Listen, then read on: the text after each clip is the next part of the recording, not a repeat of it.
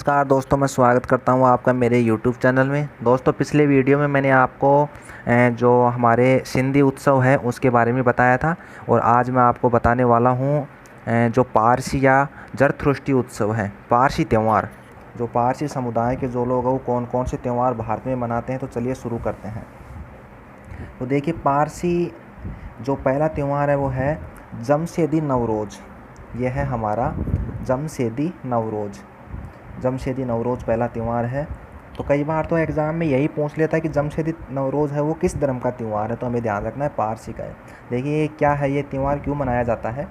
नवरोज़ उत्सव पारसी समुदाय के नव वर्ष के रूप में मनाया जाता है। ठीक है, ये एक प्रकार का नव वर्ष है। यह शहनशाही कैलेंडर द्वारा प्रदर्शित पहले महीने के पहले दिन या रोज़ होर-मुज़द को पड़ता है। ये एक महीने का नाम है, रोज़ होर-मुज़द। इस महीने को क्या पड़ता है, ये त्यौहार पड़ता है। ठीक है, मतलब क्या है कि हर धर्म का अलग अलग कैलेंडर है। जैसे मुस्लिम कैलेंडर अलग है, हिंदू कैलेंडर अलग है। ठीक है, शक संवत होता है। वैसे मतलब जो पारसी कैलेंडर है उसका जो पहला महीना है उसका नाम है रोज़ हो मुर्जद। तो इसको ये जो त्यौहार है पारसी त्यौहार मनाया जाता है।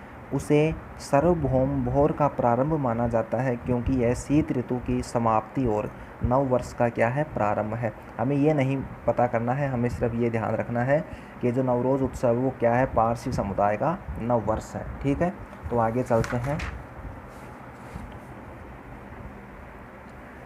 परंपरागत रूप से पारसी खोरशेद और मेहर याजाद के प्रति सम्मान प्रदर्शित करते हैं।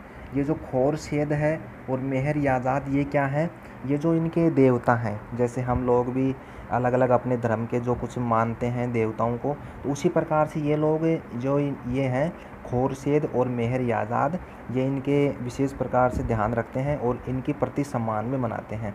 ठीक है, जो दो दिव्य प्राणी हैं, दिव्य प्राणी जैसे हम उसको देवता कह रहे हैं, और सूर्य के अग्रदूत हैं। ठीक है, लोग एक दूसरे के घर और अग्नि मंदिर जाते हैं। पारसियों के अन्य उत्सव इस प्रकार हैं और देखते हैं कौन कौन से उत्सव हैं। जरथोस्त्र दिसो।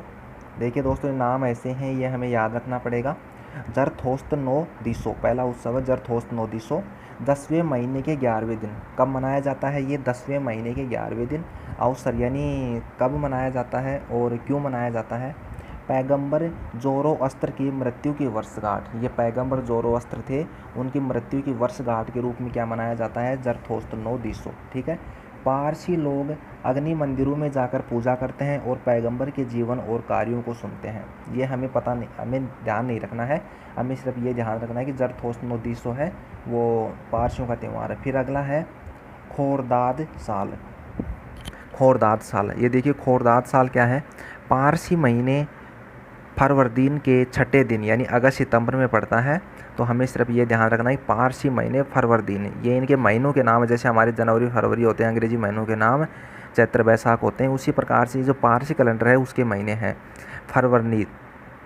फरवरदीन महीने के छठे दिन। पैगंबर की जन्म शताब्दी पर यह मनाया क्यों जाता है, खोरदाद साल पैगंबर की जन्म शताब्दी पर पारसी पूजा अर्चना करते हैं और विशेष भोज का आयोजन करते हैं। ये भी कोई काम की चीज़ नहीं है। फिर है पतेती। ये पतेती दोस्तों आरपीएफ में आया था। पारसी कैलेंडर का अंतिम गाथा दिन। ठीक है, पारसी कैलेंडर है उसका जो अंतिम दिन है, लास्ट का जैसे 31 दिसंबर होता है उस प्रकार से अंतिम दिन है वो पतेती कहलाता है।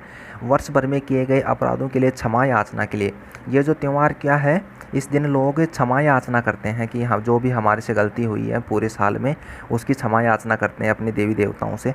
पारसी पूजा करते हैं, गरीबों को भिक्षा देते हैं और घर घर घर भोज आयोजित करते हैं। ठीक है, तो अगला जो हमारा त्यौहार हो धर्मनिरपेक्ष उत्सव आएगा।